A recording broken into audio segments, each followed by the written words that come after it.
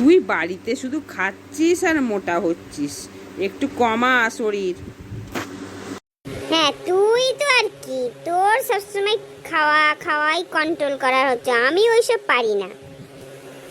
তুই এখন উকিল হয়ে গেছিস, তোর ব্যাপারই আলাদা।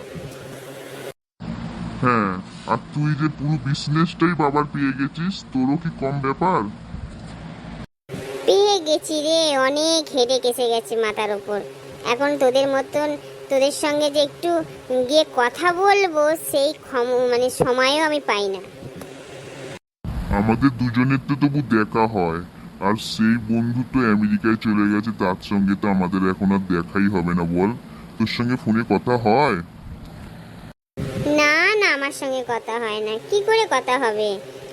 ও এখন ব্যস্ত সব সময়, ও কথা বলার সময়ই বাই কই।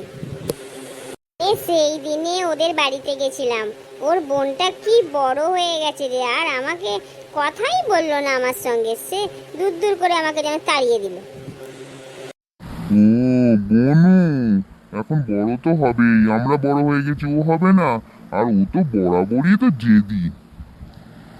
ওর দাদারা তখন কেউ ছিল না? আরে তুই, দাদারা কেউ ছিল না, সব মাসির বাড়িতে গেছিল। আমি জিজ্ঞেস করবো, সে আমাকে তো বলছে ঠিকই, কিন্তু সে আর কথাই বলতে চায় না আমার সঙ্গে। হ্যাঁ, বনু মনে পড়াশোনা করছে, কি নিয়ে কি জানি, শুনেছিলাম তো বনু ল নিয়েই পড়বে।